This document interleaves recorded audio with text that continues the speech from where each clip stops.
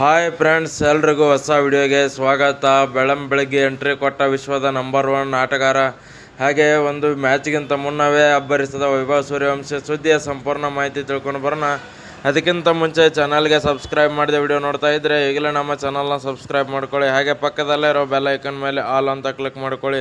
ನಾವು ಯಾವುದೇ ಹೊಸ ವಿಡಿಯೋ ಅಪ್ಲೋಡ್ ಮಾಡಿದರೂ ಮೊದಲು ನಿಮಗೆ ನೋಟಿಫಿಕೇಶನ್ ಬರುತ್ತೆ. ಹೌದು ಸ್ನೇಹಿತರ, ನಿನ್ನೆ ನಮ್ಮ ಭಾರತ ತಂಡ ಒಂದು ಸ್ಟೇಡಿಯಂಗೆ ತಲುಪಿದ ನಂತರ ಒಂದು ಪ್ರಾಕ್ಟೀಸ್ ಮ್ಯಾಚನ್ನು ಹಮ್ಮಿಕೊಂಡಿದ್ರು. ಬಟ್ ಆ ಪ್ರಾಕ್ಟೀಸ್ ಮ್ಯಾಚಲ್ಲಿ ನಮ್ಮ ಭಾರತ ತಂಡ ಒಂದು ಭರ್ಜರಿ ಗೆಲುವು ಸಾಧಿಸಿದ. ಹಾಗೆ ವೈಭವ್ ಸೂರ್ಯವಂಶಿ ಅವರು ಒಂದು ಬೆಂಕಿ ಬ್ಯಾಟಿಂಗ್ ಮಾಡಿದರು ಅಂತಲೇ ಹೇಳ್ಬೋದು. ಕೇವಲ 31 ಬಾಲಲ್ಲಿ 96 ರನ್ ಹೊಡೆಯೋದ್ರ ಮೂಲಕ ಒಂದು ಜಿಂಬಾಬ್ವೆ ಬಾಲರ್ಗಳ ಚಳಿ ಬಿಡಿಸಿದ್ರು ಅಂತಲೇ ಹೇಳ್ಬೋದು. ಆ ಥರ ಒಂದು ಅಬ್ಬರದ ಬ್ಯಾಟಿಂಗ್ ಆಡಿದರು. ಹಾಗೆ ಇವತ್ತು ಒಂದು ಪ್ರಿನ್ಸ್ ಯಾದವ್ ಅವರು ಬೆಳಿಗ್ಗೆ ಎಂಟ್ರಿ ಕೊಟ್ಟಿದ್ದಾರೆ ಅಂತಲೇ ಹೇಳ್ಬೋದು. ಒಂದು ಬಾಲಿಂಗ್ ಅಟ್ಯಾಕಲ್ಲಿ ಇನ್ನೂ ಕೂಡ ಒಂದು ಸ್ಟ್ರಾಂಗ್ ಆಗಿದೆ ಅಂತಲೇ ಹೇಳ್ಬೋದು. ಪ್ಲೇಯಿಂಗ್ 11ನಲ್ಲಿ ಅಂತೂ ಇವರು ಇದ್ದೇ ಇರ್ತಾರೆ.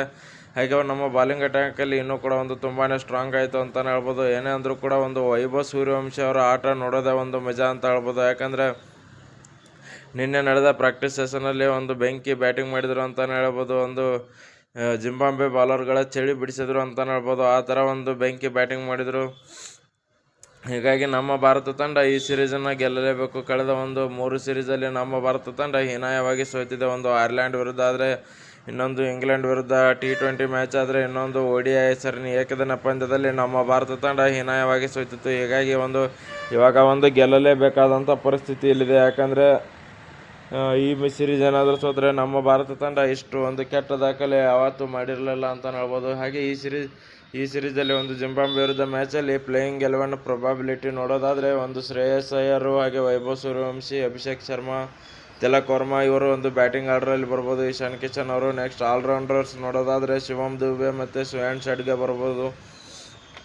ಹಾಗೆ ನೆಕ್ಸ್ಟ್ ಬಾಲಿಂಗ್ ಅಟ್ಯಾಕಲ್ಲಿ ನೋಡೋದಾದರೆ ವರುಣ್ ಚಕ್ರವರ್ತಿ ಅವರು ಇರ್ತಾರೆ, ಪ್ರಿನ್ಸ್ ಯಾದವ್ ಇರ್ತಾರೆ, ಯಶ್ ಠಾಕೂರ್ ಇರ್ತಾರೆ. ನೆಕ್ಸ್ಟ್ ಒಂದು ಹರ್ಷ ದುಬೆ ಅವರು ಕೂಡ ಒಂದು ಇರೋ ಚಾನ್ಸ್ ಇದೆ ಅಂತಲೇ ಹೇಳ್ಬೋದು.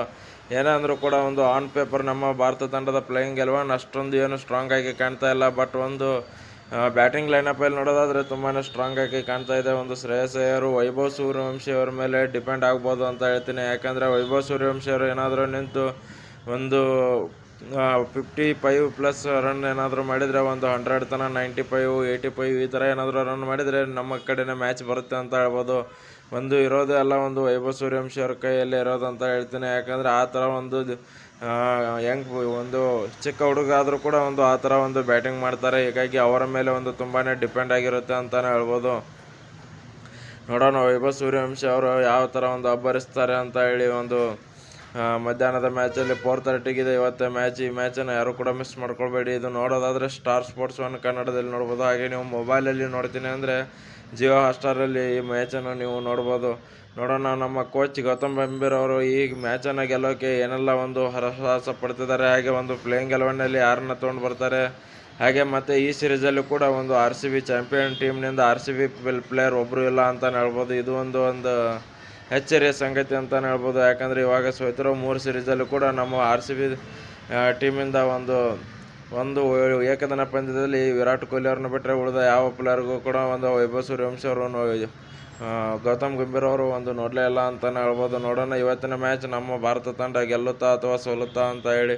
ವಿಡಿಯೋ ಇಷ್ಟ ಆಗಿದ್ದರೆ ಲೈಕ್ ಮಾಡಿ, ಶೇರ್ ಮಾಡಿ, ಸಬ್ಸ್ಕ್ರೈಬ್ ಮಾಡ್ಕೊಳ್ಳಿ ಇನ್ನಷ್ಟು ಸ್ಪೋರ್ಟ್ಸ್ ಅಪ್ಡೇಟ್ಸ್ಗಳಿಗಾಗಿ.